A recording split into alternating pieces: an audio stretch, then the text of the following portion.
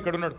ఆయన ఒక్క కాన్స్టిట్యున్సీలనే కేసీఆర్ గారు దేవరకద్ర మహబూబ్ నగర్ వెనుకబడ్డ నియోజకవర్గం అని చెప్పి పెద్ద ఎత్తున అక్కడ ఒకటే కాన్స్టిట్యున్సీలో దగ్గర దగ్గర 10-20 చెక్ డ్యామ్లు 36 చెక్ డ్యామ్లు కట్టించిండు. వీళ్ళ ముఖాలకు కాంగ్రెస్ వాళ్ళు వచ్చినాక ఒక చెరువు కట్టింది లేదు, ఒక చెక్ డ్యామ్ కట్టింది లేదు, ఒక ఇటుక పెట్టింది లేదు. కానీ ఉన్న చెక్ డ్యామ్లను ఇవాళ బాంబులు పెట్టి పేల్చేస్తున్నారు.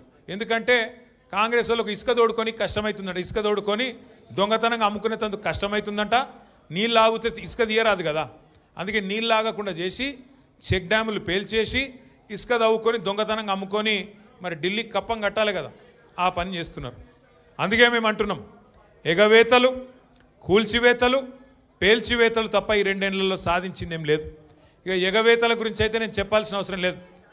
ఆయన పేరు మార్చుకోవాలా, యనుమల రేవంత్ రెడ్డి కాదు, ఎగవేతల రేవంత్ రెడ్డి. ఎందుకంటే మీరు చూడండి ఏమేం మాటలు చెప్పిండు, పెద్ద పెద్ద డైలాగులు కొట్టిండు. కేసీఆర్ గారు 1,00,000 రూపాయలు ఇస్తున్నాడు లగ్గం చేసుకుంటే, కళ్యాణ లక్ష్మి షాదీ ముబారక్ అని నేను తులం బంగారం ఇస్తా అన్నాడు.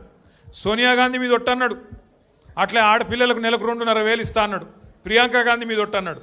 మరి అయినాయా వాళ్ళకని వచ్చినాయా? 2,500 తులం బంగారం వచ్చిందా? ముసలోళ్ళని ముంచిండు. 2,000 పెన్షన్ను 4,000 చేస్తా అని మాట్లాడిండు. వచ్చినాయా? ఇవేవి కాలేదంట. కానీ ఇప్పుడు 1 కోటి మంది ఆడోళ్ళని కోటీశ్వర్లు ఎత్తారట ఈ మొగోడు.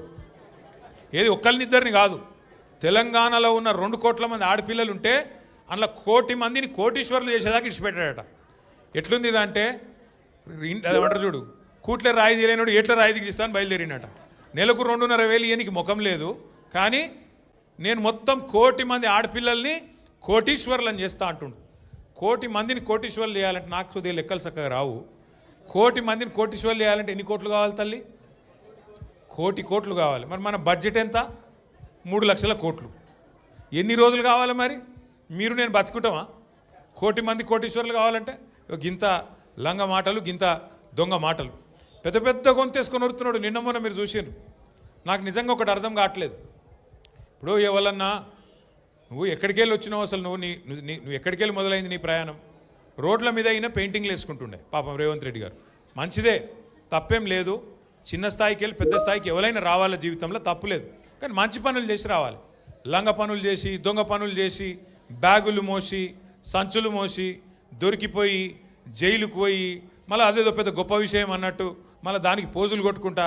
సరే నీ కిస్మత్ బాగుంది, పేమెంట్ కోటాల ఢిల్లీలో పైసలు ఇచ్చినావు, ముఖ్యమంత్రి పదవి తెచ్చుకున్నావు, అందరికి ఎరికేది. ఇప్పుడు కూడా నెలకు ఢిల్లీ పైసలు పంపుకుంటా పదవి కాపాడుకుంటున్నావు. సంతోషం, నువ్వు కాపాడుకో. కానీ ఆ పదవిలోకి వచ్చినోనికి సంతోషం ఉండాలి, కానీ ఏడిపోయిందిరా నాయన. రోజు మీరు చూడు, టీవీ పెడితే చాలు తిట్ల పురాణం తప్ప ఏముండదు.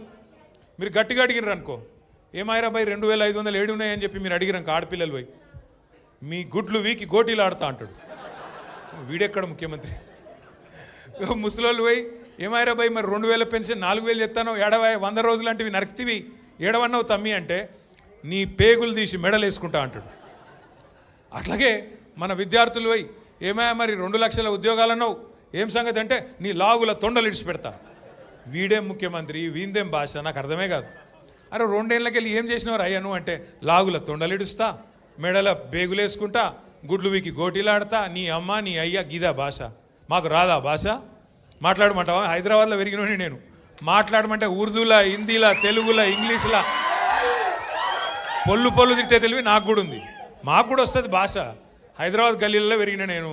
నువ్వేడో ఊరికెళ్ళి వచ్చినావు, సరే రా పర్వాలేదు, నీ అదృష్టం బాగుంది, ముఖ్యమంత్రి అయినావు, చేయి. రోజు ఏడుచుడు ఎందుకు? మేము ప్రతిపక్షంలో ఉన్నాం, నువ్వు అధికారంలో ఉన్నావు. ఇక అంటారు చూడదు సామెత, కనకపు సింహాసనం మీద శునకం కూర్చోబెట్టినట్టు నిన్ను ఆడ కూర్చోబెట్టిన పాపానికి రోజు అరసుడే. రోజు అరిసి నిన్న మొన్న కొడంగల్లో చూసిన. కొడంగల్లో ఆయన సర్పంచులు గెలిపించుకున్నాడంట. గెలిపించుకుంటే సంతోషంగా బువ్వ పెట్టాలి, 4 మంచి మాటలు చెప్పాలి, ఇక రాష్ట్రంలో ఉన్న పల్లెలకు ఫలానా చేస్తా, నేను ముఖ్యమంత్రి అని చెప్పాలి. రోజు అరసుడు. నాకైతే డౌట్ వస్తున్నది, ఎంత ఒరులుతున్నాడు, ఎంత అరుస్తున్నాడు అంటే ఆ గీతమ్మ ఉన్నది ఆయన భార్య, ఆమె చెప్తున్నా నేను తల్లి గీతమ్మ జల్దీ కట్టేయి, లేకపోతే ఆయన ఎవరైనా కరిసినా కరుస్తాడు వీడు. ఎందుకంటే ఇప్పుడు రోజు అరిసి పిచ్చిలేసిపోయేటట్టున్నది, కరిసేటట్టు తయారైంది రోజుకు. నేనేమంటున్నా అంటే ఏనుగు పోతుంటే మస్తు జంతువులు మొరుగుతుంటాయి, నక్కలు, కుక్కలు. మనం పెద్ద పట్టించుకునే అవసరం లేదు.